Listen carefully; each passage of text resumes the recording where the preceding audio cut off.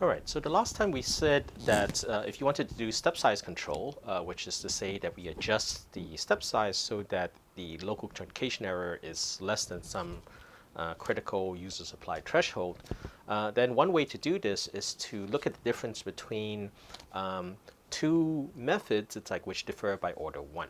Okay, so this naturally leads to the question how you can do this efficiently.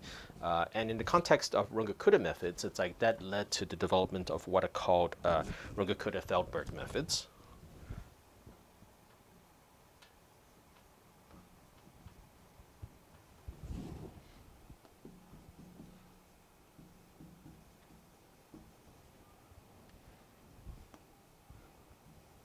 Okay, and I should mention, for example, that in MATLAB's ODE 45, for example,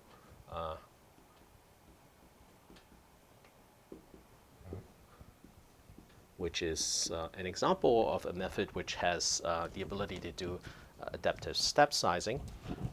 That's based on this Runge-Kutta-Fehlberg method, which is a pair of fourth and fifth order methods, which is where the 4-5 comes from, right?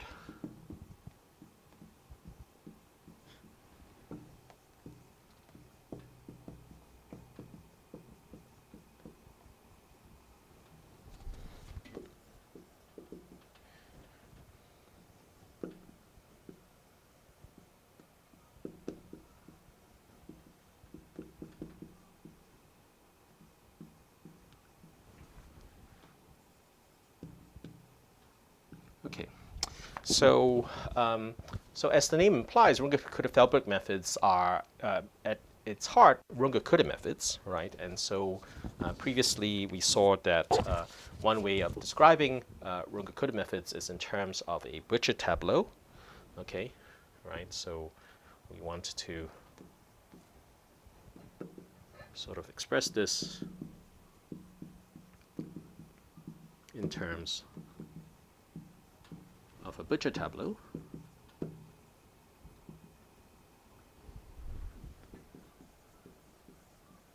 Okay, so so this is C, this is this coefficient matrix A, this is B transpose, and the basic idea behind the Runge-Kutta-Fehlberg pairs are that if you will, the main cost, if you will, of a Runge-Kutta method is in the function evaluations which are implicit in this A and C part of the system, right? So if we recall, it's like what happens is that these are the A's and C's define what are called internal stage values. They tell you, you know, it's like the Y's, it's like at some point it's like along the solution trajectory, and then the whole point is that you evaluate the function or the vector field, it's like at these big Y's, and then you combine them, it's like using some sort of quadrature rule, it's like with this B transpose sort of quadrature coefficients, okay?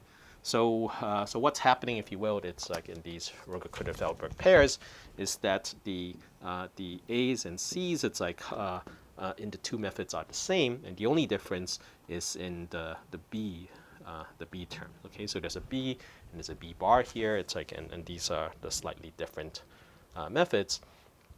And in light of the fact that the A's and C's are the same, usually it's like the way you write down a Runge-Kutta-Fehlberg method is that you have a C, you have an A, and you have a B transpose for one row and then a B bar transpose for the second one.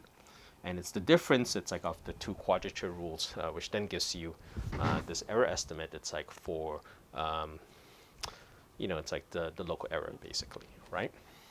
Okay, so,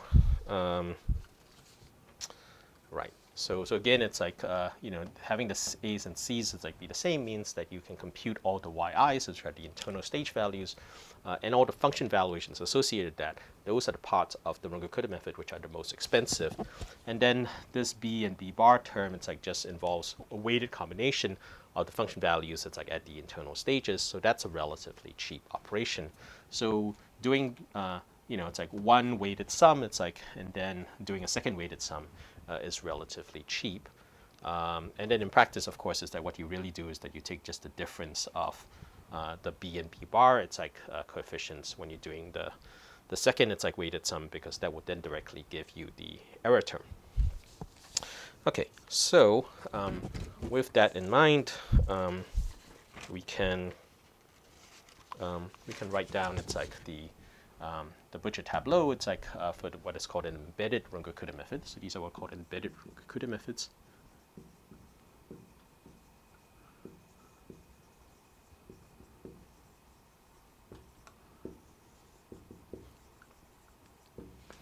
Okay, so we can write down the budget tableau for the, it's like Runge-Kutta-Fehlberg 4-5 method in the following way. Let me just write it down. Okay, so all right. So your C is 0, 1/4, 3/8, 12 out of 13, a 1 and a 1/2.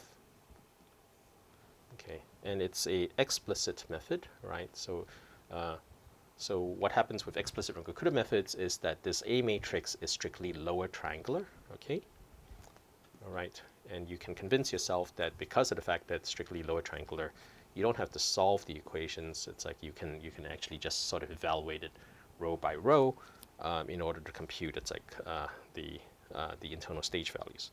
Okay, so there's a 3/32, and then there's a 9/32. So the numbers get quite involved. 1932 divided by 2197, negative 7200 divided by 2197, 7296 divided by 2197. So so one thing it's like which is helpful to know with Runge-Kutta methods is that if you look at the row sums of the entries of the A matrix, right, they should correspond to this C column here. And the way to sort of see this is that that's a necessary condition for the Runge-Kutta method. It's like to be able to recover the constant solution of a differential equation. So more or less it corresponds to applying the method. It's like to applying it to the linear method, right? So it more or less applies to it's a consistency condition. It's like which guarantees you can reconstruct solutions which correspond to constant vector fields, if you will. So the row sum of this will equal to this entry. It's like in the C vector. Okay. All right. So that's a sort of a useful consistency check. And then the other thing it's like you'll see is that the row sum of the B's, it's like will always sum up to 1 because implicitly that gives you an approximation at time step 1 times h, right? Okay, so that's something to be aware of. Okay, here is 439 divided by 216. There's a minus 8 here. There's a 3680 divided by 513. And then a negative 845 divided by 4104. Okay, and then this is a minus 8/27, there's a 2, it's a minus 3544 divided by 2565, 1859 divided by 4104, that's a negative 11/40. Okay, and then the B coefficients are 16/135, 0, 6656 divided by 12825.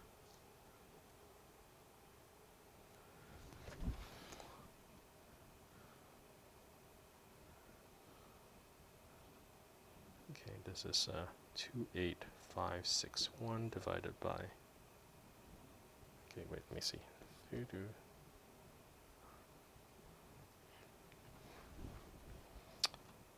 56430, and then there's a negative 9/50, and then there's a 2/55. All right, 1, 2, 3, 4, 5, 6 coefficients. That's right. And then this is 25/216, 0, 1408 divided by 2565. All right, 2197 divided by 4104, negative 1/5, and then 0. Okay. All right. So anyhow, so that's the, it's like the butcher tableau. It's like for the Runge-Kutta-Fehlberg methods, and as you'll see, what happens is that there are two different possible B vectors, if you will. It's like, and depending on which one you choose, it's like you get methods of different order. So one of them is fourth order, and the other one is a fifth order method. And the difference of the two then give you a very good estimate. It's like of the local truncation, the leading order local truncation error associated with the fourth order method. Okay, and that's the one you want to have control over. All right. So in any case, so once you have that, then you can embed this. It's like in an algorithm, which will then adjust the step size, based on your estimate of the local error relative to the desired error tolerance. It's like which you have prescribed. Okay, and as I said, this is the underlying, it's like numerical method, which the MATLAB ODE45 adaptive sort of time integration method is based upon. Okay, there is a algorithm. It's like in the book. It's like for implementing this, but I don't want to go too much into details. It's like, but again, suffice to say, the critical idea, right, is to use. It's like the same. It's like it's like A and C. It's like entries of the Runge-Kutta method to compute the internal stages and the associated vector field values at the internal stages. And then once you have that, you can combine it's like the vector field values at the internal stages using two different it's like quadrature weights, right, to get both a fourth order method and a fifth order method. And then the difference gives you, again, it's like an estimate of the local truncation error of the fourth order method. And then you can use that to choose to increase or decrease the step size so that the error, it's like local error, is roughly comparable to your desired error tolerance. Okay, so let me just stop here for now.